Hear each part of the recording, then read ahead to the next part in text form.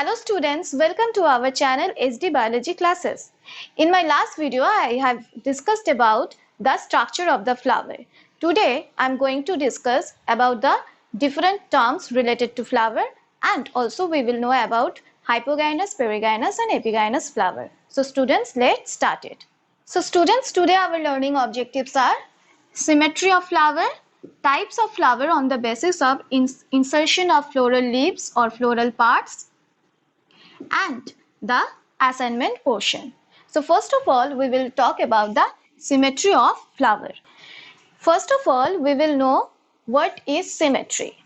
Symmetry means the arrangement of the floral parts on the flower in such a way that if we cut the flower along the central axis, we are getting the halves which are equal to each other. That means the halves are the mirror image of each other. That is known as the symmetry. So students, on the basis of symmetry of flower, we are getting three different types of flower. So first of all, we will talk about the actinomorphic flower. In case of actinomorphic flower, if we cut the flower in more than one plane, along the central axis, along the radial axis, we are getting each and every time we are getting the equal halves. Then this type of flower is called as the actinomorphic flower, and this type of symmetry is called as the radial symmetry. Example of actinomorphic flower, mustard, datura. These are the example of actinomorphic flower. Another type of flower is zygomorphic flower. In case of this type of flowers, we can cut the flower only along the vertical line and in a single plane. And then we are getting two equal halves. Then only we are getting two equal halves. Then this type of flowers are called as the zygomorphic flower, and this type of symmetry is called as the bilateral symmetry. Another type of flower we will get in, for example, like canna, where we cannot cut the flower in any equal halves. That means if we cut the flower parts, we are in any plane. If we cut the flower parts in any plane, we are not getting any equal parts. This type of symmetry is known as the irregular symmetry, and the flower is called as the asymmetrical flower. So on the basis of symmetry, we are getting three different types of flower: actinomorphic, zygomorphic and asymmetrical flower.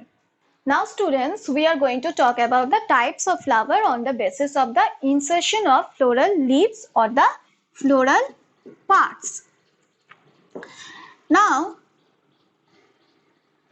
suppose if it is considered as the floral axis. Now, these are the sepals, these are the petals, then stamen, and at the top the carpels are present. Now in this way, these are the four different floral parts which are arranged on the thalamus. The floral axis are also called as the thalamus. Now how these all four floral parts are arranged on the thalamus, on the basis of this we are getting three different types of flower. First of all, we will talk about the hypogynous flower. From the name we can understand hypo means the lower, and gynous is related to gynoecium. So when the other floral parts of the flower, that is sepals, petals and the anthers, situated on the thalamus below the gynoecium, then it is called as the hypogynous flower.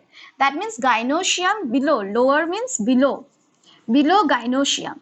The all three floral parts, sepals, petals and the stamen, arranged below the gynoecium, then this type of flower is called as the hypogynous flower. Example is China rose. So in this case, the ovary is situated above all other floral parts. So the ovary is superior.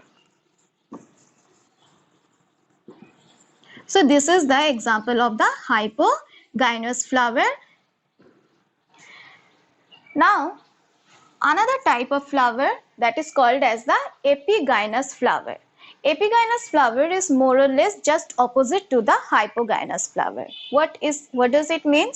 That means here in this case the sepals, petals and the stamen are situated above the gynoecium. So thalamus become a cup-shaped structure where the thalamus fused with each other, and inside this cup-shaped structure the ovary of the gynoecium or ovary of the pistil is situated, and this is the stigma and the style portion. So ovary of the pistil or carpel is totally embedded within the cup-shaped thalamus, and here the thalamus is fused with the ovary wall. This type of flower is known as the epigynous flower. So gynoecium is situated below the other parts of the flower, and as the gynoecium is situated below the other parts of the flower, so the ovary is inferior. Here the ovary is inferior. So this type of flower we will see in case of apple. So what is perigynous flower? In case of perigynous flower, the thalamus is little bit curved or cup shaped, and in this expanded part of the thalamus, the sepals, the petals and the stamens attached, and gynoecium is present at the center. So here we are getting the expanded thalamus that is known as the hypanthium.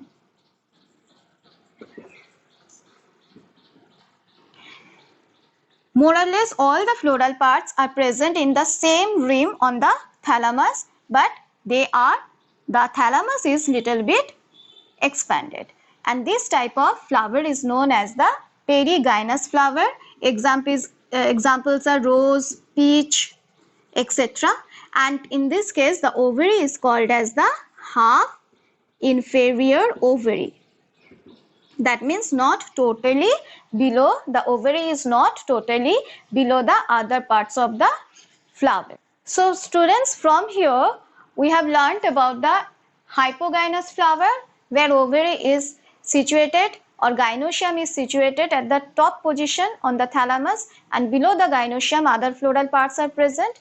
The epigynous flower, where gynoecium is situated below the other parts of the other floral parts like sepals, petals and stamen, and the perigynous flower, where the ovary or the gynoecium as well as the other parts of the flower situated more or less in the same rim, but sometimes it is also the thalamus is little bit cup shaped, and it seems that the other parts are situated below or above the ovary or above the gynoecium.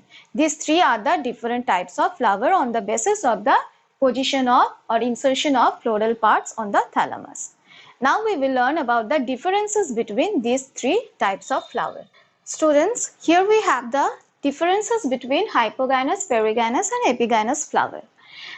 The first difference is the position of the thalamus or the shape of the thalamus. In case of hypogynous flower, the thalamus is convex or conical in shape. This is the thalamus, what is convex or conical. In case of perigynous flower, it is flat, either it is flat or it is cup shaped or disc shaped. In case of epigynous flower, the thalamus is totally a flask shaped structure. The second difference is androperianth is below the level of the ovary. Now what is this androperianth? Perianth means when the sepals and the petals fuse with each other, it is called as perianth. And when the androecium, that is means the stamen also fused with each other with sepals and petals, then these three floral parts together is called as the androperianth. So in case of hypogynous flower, the androperianth, that means sepals, petals and the stamen, these three together is called as the androperianth. They are present below the level of the ovary. So ovary, below the level of the ovary, these three parts are present. In case of the perigynous flower, androperianth either around the ovary in this case, or they are above the ovary. They present above the ovary in this case. In case of epigynous flower, androperianth, that is stamen, petals and the sepals, petals and stamen, all these three parts situated above the ovary. Ovary is situated within the flax shaped structure and these three parts present above the ovary. In case of hypogynous flower, as the gynoecium is situated above the other parts, so ovary is also situated above the other parts of other floral parts, so ovary is superior. In case of perigynous flower, ovary is half inferior. That means not totally inferior, but it is situated, or the situation is like that the gynoecium is situated in such a way that the ovary is in between the superior and inferior type of ovary, that is called as the half inferior. In case of epigynous flower, ovary is called as the inferior ovary, as the ovary is present below the other parts of the flower. No part of the thalamus is expanded. This is the thalamus. No part of the thalamus is expanded in this case. Here the thalamus become flat, or it can be little bit curved. So when it is curved, the thalamus become expanded, and this expanded thalamus is called as the hypanthium. Expanded thalamus is called as the hypanthium, where along the periphery, that means along the thalamus, along the periphery of the thalamus, the floral parts are arranged. So this type of arrangement is called as the, or we can see in case of perigynous flower. And in case of epigynous flower, thalamus is hollowed out. That means thalamus become totally a flax shaped structure, and it is termed as the thalamus is hollowed out. These are the few differences between hypogynous, perigynous and epigynous flower. So students, here we have assignment portion. It includes some important question based on today's lesson. So students, from today's lesson we have learnt about the hypogynous, epigynous and perigynous flower. We have also learnt about the symmetry in flower. In the next video we will know about the different parts of the flower in detail. Thank you.